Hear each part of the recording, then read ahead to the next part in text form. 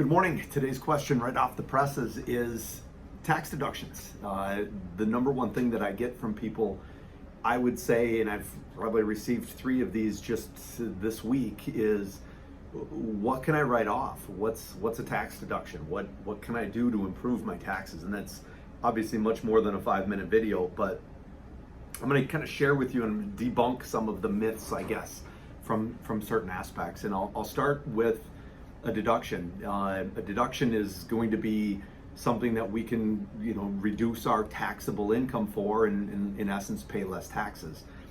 Now, unfortunately, for most W-2 people, there hasn't been a very good write-off since the 2018 tax laws. So it's kind of been poor in that department, but there are some personal ones. We're not going to get into that. What we're going to talk about mainly is for self-employed people, what you can write off, what you can't. Let's start with the definition, and I think this is really going to help everybody. This actually was a Jeopardy final question, and it was, what is ordinary, necessary, and not excessive? And sure enough, the answer is, what is a tax deduction? And that is it. If you look up the code and you look up the definition of what it is, it's very gray, it's very vague for 2 purposes. A, they can't be black and white because there's too many industries. They can't just say this pen is tax deductible. Well, you could be in an industry, you don't need pens. I don't know. But that's the gist of it. They can't be that specific. So they use ordinary, necessary, not excessive as their definition for determining what would be a tax write-off. And so because of that, it gives them the ability to audit it too. If I try to take something too far, if I try to take that definition too far, it gives the government a chance to look at it, audit it, show me the proof, show me why you did what you did.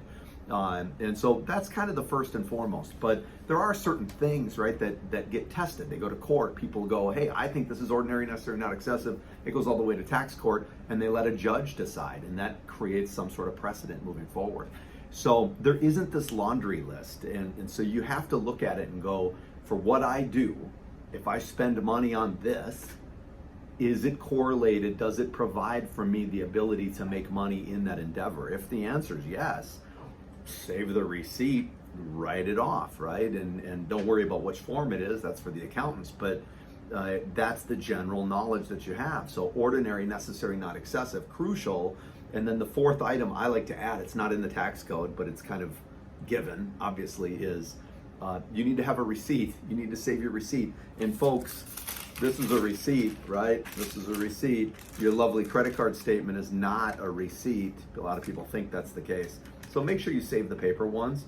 They've got great apps right now. I know on my phone, I'll use like Dropbox. I'll take a picture of this, bang, because we know this thing's gonna fade in a few years. It's all that heat inking thing. So take a picture, use the Dropbox app, save them, but save the receipts. You can use your credit card statements for doing all of your accounting and all of that stuff, but make sure you have that 3rd-party receipt, because I've been through many audits, tons of them over my career, and I tell you what, I don't think I've ever heard the IRS ask me this question. Tell me why it's ordinary, necessary, not excessive.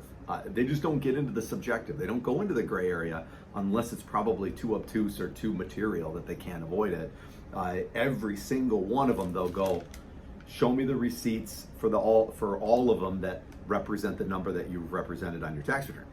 Well, that's crucial, for people to understand. So, digressing.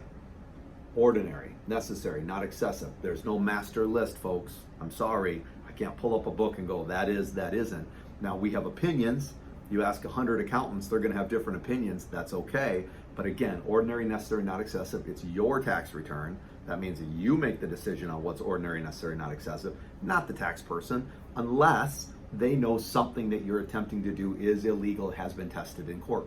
That's okay. Trust their judgment. That's what they're there for. And then lastly, make sure you save a receipt, because hey, when you want to get aggressive and take advantage of the tax code and obviously not breaking it, you've got to make sure you have the documentation to be able to do it. So there's your myths debunked on what is a tax write-off, and mainly that is for unfortunately self-employed people right now. Maybe it'll go back to the old rules, but that's how it works. So have a great day.